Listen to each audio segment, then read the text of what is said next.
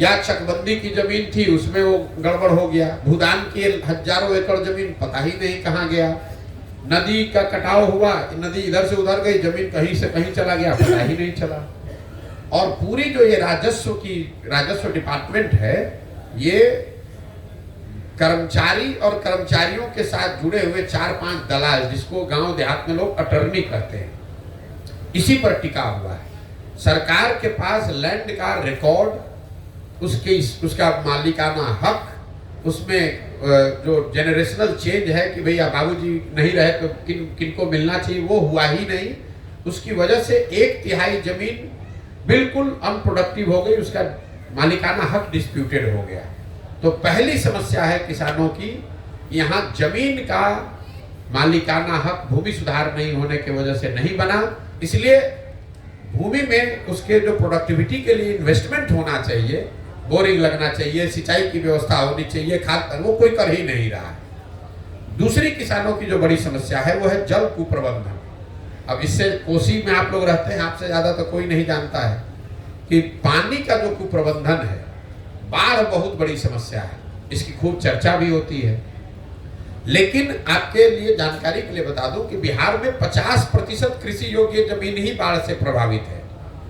बाकी का जो 50% जमीन है उसमें आधी से ज्यादा जमीन या तो सूखे से प्रभावित है, या जल जमाव या नदियों के कटाव से प्रभावित है।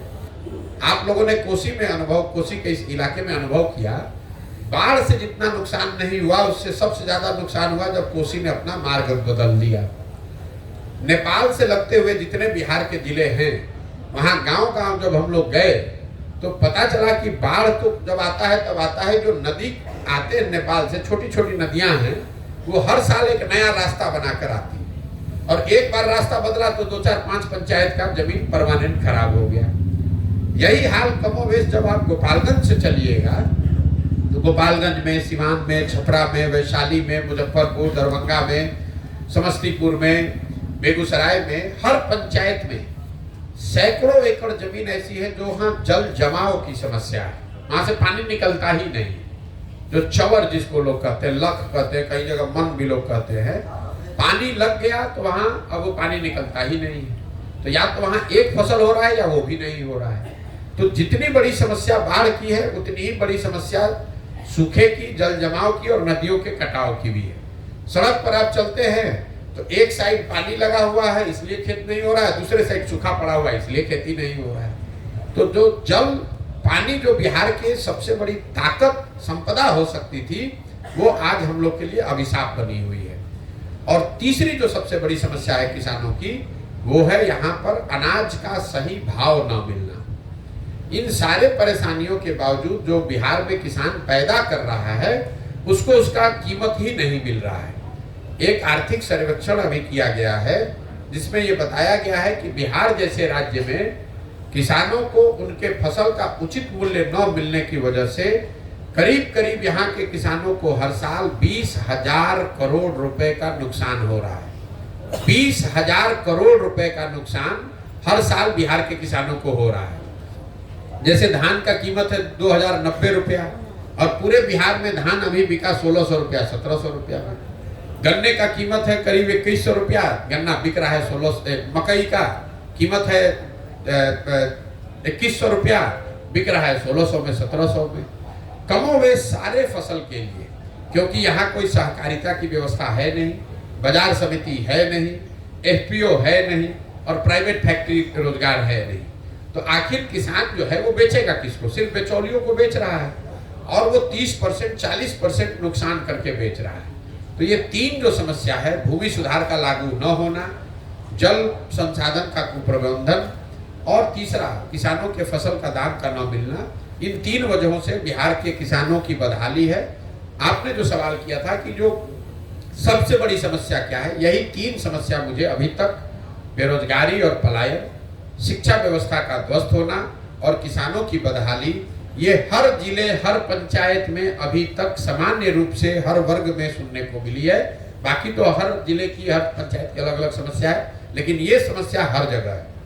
सर, प्रशांत किशोर जी का नाम हमेशा रणनीतिकार में आता है, किसी पार्टी को जिताने के नाम से नाम आता है, तो किन्हें जिताने के लिए पद यात्रा निकली है? बिल्कुल, मेरी जो पहचान है, जो आप जिसको रणनीतिकार बता रहे हैं, ये आपको लग रहा है कि हमने कोई वो काम छोड़कर दूसरा काम शुरू किया है। हमारी नजर में हम वही काम कर रहे हैं। फर्क बस इतना है कि पहले ये रणनीति मैं किसी दल या नेता के लिए बनाता था, अब ये रणनीति मैं बिहार की जनता के लिए बना रहा हूँ। पहले ये सुझाव दल के नेताओं को बता देते थे, अब ये सुझाव बिहार की जनता को दे रहे हैं। पहले ये व्यवस्था, ये मदद दल के कार्यकर्ता को कर रहे थे, अब ये सुझाव, ये व्यवस्था, ये मदद बिहार के समाज के उन लोगों के लिए कर रहे हैं जो नया दल बनाना चाहते हैं, इस व्यवस्था को बदलना चाहते हैं कि भैया हम जुड़े, हम भी कंधा लगाएंगे, हम भी बिहार में को सुधार के लिए प्रयास करना चाहते हैं, उनको ये मदद कर रहे हैं। तो आपका जो सवाल है किसको जिताना चाह रहे हैं, इसका पूरा लक्ष्य है बिहार की जनता को जिताने के लिए ये काम शुरू किए हैं। और अब मैं किसी दल का नेता का नहीं, बिहार की जनता का रणनीतिकार हूँ। और 10 वर्ष में जैसे दलों को, नेताओं को जिताया, वैसे लिख कर रखिए, धीरज रखिए, 2 वर्ष में बिहार की जनता को भी जिताकर आपको दिखाएंगे। कई लोग सवाल कर रहे हैं कि किसी पार्टी के लिए भी काम कर रहे हैं। सवाल करने का तो कोई अंत है नहीं भाई। जिन पार्टी के लिए काम कर रहे हो तो सब पार्टी चुनाव लड़ रहा है, हम तो पार्टी बनाए नहीं। हमने आपको बताया हम काम कर रहे हैं बिहार की जनता के लिए। तो स्वाभाविक है जो जनता से मुफ्त में जिसको वोट मिल रहा है पिछले 25 साल से, उसको तो घबराहट होगी ही। भाई आप भाजपा चलाते हैं तो भाजपा वालों को तो भारी डर यही होगा कि भाई अभी तक जो लालू जी से डर के हमको मुफ्त में वोट देता था, जनता के पास विकल्प हो जाएगा तो भाजपा को वोट नहीं देगा। लालटेन के लोग जो मुफ्त में मुसलमानों को भाजपा का डर दिखाकर वोट लेते हैं, उनको लग रहा है कि भाई मुसलमानों को कोई नया विकल्प मिल जाएगा तो हमको वोट नहीं देगा। तो अगर आपके सामने से थाली अगर कोई छीन कर ले जाएगा तो आप तो थोड़ा बहुत हल्ला मचाइएगा ही। जो हालात हैं सियासतदानों की बिहार में या देश में, क्या जो जैसे हालात है जो देख रहे हैं देश भर में किस तरह से सियासत हो रही है, ऐसे में प्रशांत किशोर पर बिहार की जनता खास करके विश्वास कैसे करेगी कि आज आप अच्छी अच्छी बातें कर रहे हैं जैसे अमूमन सभी नेता बोलते हैं, क्या गारंटी है कल सत्ता में आने के बाद जो अभी स्थिति है उसके अनुकूल? मेरे भाई 17 महीना से हम पैदल चल रहे हैं। आपने या तो मेरी कोई बात, कोई सभा सुनी नहीं, या सुने तो उस पर आपने ध्यान नहीं दिया। हम सभा की शुरुआत में ही कहते हैं, पहला ही लाइन, कि बिल्कुल भी कभी जीवन में प्रशांत किशोर पर भरोसा मत करो, किसी भी नेता पर भरोसा मत करो। ये कभी मत सोचो कि हमको वोट दे दोगे तो हम आकर तुम्हारा जीवन सुधार देंगे। अगर हमको वोट दोगे, हमारे कहने पर वोट दोगे, तो जैसे पहले के लोगों ने धोखा किया, हम भी आपके साथ धोखा कर सकते हैं। इसलिए वोट प्रशांत किशोर को नहीं, मोदी को नहीं, नीतीश लालू को नहीं, वोट अपने बच्चों को दो, अपने खड़ा हो, अपनी व्यवस्था बनाओ, उसमें मालिक मुखिया बनो। प्रशांत किशोर कहाँ दल बनाए हैं कि कह रहे हैं कि हमको वोट दे दीजिए, कि आप भरोसा कीजिएगा कि नहीं कीजिएगा। हम आपसे वोट मांगे नहीं, चंदा ले नहीं रहे हैं, आपसे कार्यकर्ता बनने के लिए कह नहीं रहे हैं। तो आप जब हम पर भरोसा कीजिएगा ही नहीं, जब विश्वास कीजिएगा नहीं, तो घात होगा कैसे? प्रशांत जी, 18 महीने की जो आपकी यात्रा है उसमें आपके साथ लाखों लोग जुड़े हैं, हर जगह से जुड़े हैं। अभी लोकसभा का चुनाव होने वाला है, उन लोगों के पास असमंजस की स्थिति रहेगी कि आखिर वो लोग किनके साथ जाएं? बिल्कुल असमंजस की स्थिति नहीं है। दल जब बनेगा तभी तो आप चुनाव लड़ेंगे। मान लीजिए कि आपको बहुत भूख लगा है, आपने खिचड़ी बनाना शुरू किया, तो अब आप अधपकी खिचड़ी तो खाएंगे तो तबीयत खराब हो जाएगा। अब भूख लगा है, 2 दिन से खाना नहीं खाए हैं, तो जब तक खिचड़ी नहीं बन रहा है तब तक धीरज रखना पड़ेगा। जन सुराज की व्यवस्था के तहत जो दल बनना है, वो तो दल तभी बनेगा जब पदयात्रा पूरी होगी। जब पदयात्रा पूरी हो जाएगी, दल बन जाएगा, उसके बाद जो भी चुनाव आएगा, चाहे वो लोकसभा का आए, विधानसभा का आए, उसमें चुनाव लड़ा जाएगा। लेकिन जब दल है ही नहीं तो चुनाव लड़ेंगे कैसे?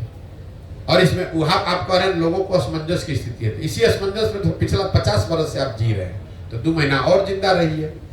लेकिन जो मैंने जनता को कहा है कि मैं दल तभी बनाऊंगा जब मैं पूरे बिहार की पदयात्रा कर लूं, लोगों से मिल लूं, समझ। जो मैंने आपको 3 उद्देश्य बताए, तो अभी आधा बिहार हम पैदल चले, आधा बाकी है। तो मान लीजिए कि कल दल बनाकर हम चुनाव लड़ते हैं, तो भागलपुर के किसी पंचायत की योजना हम कैसे जारी करेंगे? वहां तो हम गए नहीं हैं अभी। तो जब पूरा बिहार चल लेंगे तो लोगों तक अपनी बात भी पहुंचा दी होगी, उनके समाज को मत कर सही लोगों को निकाल कर एक संगठन भी बना दिया होगा, और बिहार के हर पंचायत का एक योजना भी होगा। तब लोगों को जाकर कहेंगे कि भाई ये दल है, ये लोग हैं, ये योजना है, आप इसको देखिए, ठीक लगे तो जुड़िए, वोट दीजिए, न ठीक लगे तो जैसे है वैसे चलिए। प्रशांत जी, मैं इमरान व्यावर्स न्यूज़ से। आपने कुछ समय पहले बोला था कि मेरी विचारधारा कांग्रेस के करीब है। अगर कांग्रेस आपको ऑफर देती है तो क्या उससे आप जुड़ेंगे, या फिर आपकी इस पर क्या आप लोग का ये 2+2 जोड़ना जो है, सवाल ये पूछा गया कि आपकी विचारधारा क्या है।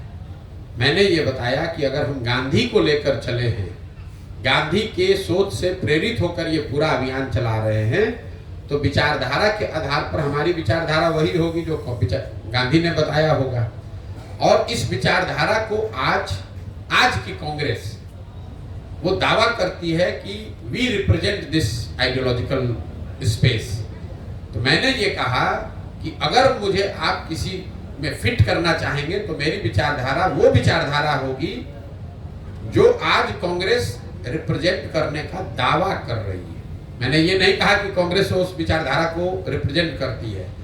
जिस विचारधारा को कांग्रेस रिप्रेजेंट करने का दावा कर रही है, उसी विचारधारा के करीब मैं अपने आप को पाता हूं, क्योंकि वही विचारधारा महात्मा गांधी की विचारधारा है और उसी से प्रेरित होकर पूरा ये जन स्वराज अभियान चलाया गया है।